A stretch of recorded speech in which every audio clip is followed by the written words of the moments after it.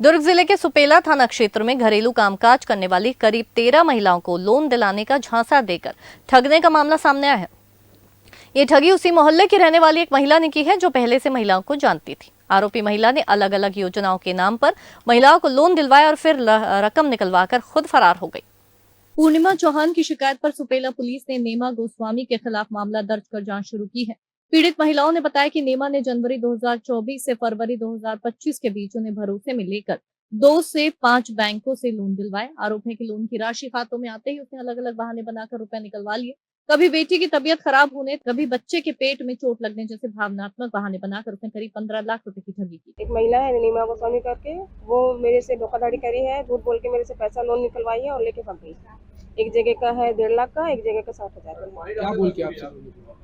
पहला लोन तो 60,000 का दो ली थी। वो बोली मेरे बेटे मेरे नाती लोग का एडमिशन करवाना है तो मेरे पास पैसा नहीं है तो दे दे, मैं पटा दूंगी करके गिड़गिड़ाने लगी तो मैं उसको दी हूँ।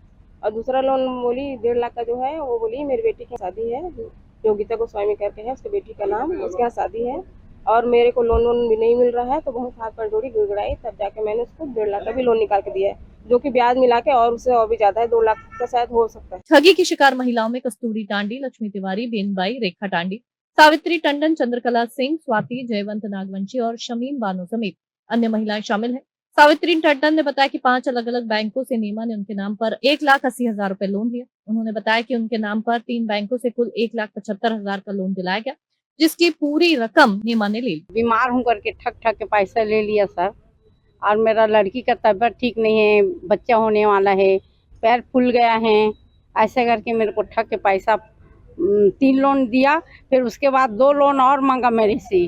फिर मैं अभी नया उठाई हूँ 2 लोन, 2 लाख रुपया का। स्थानीय निवासी नितिन ने बताया कि नेमा गोस्वामी ने भिलाई क्षेत्र की 20 से 25 महिलाओं से भी इसी तरह से लगभग 50 लाख रुपए की ठगी की है और अब फरार हो गई है।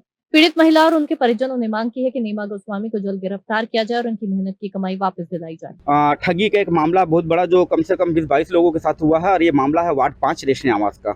यहाँ की महिलाएं कंप्लेन करने आई हैं। वहाँ एक महिला है जो नेमा गोस्वामी जिसका नाम है, उसके पति का नाम ईश्वर गोस्वामी है।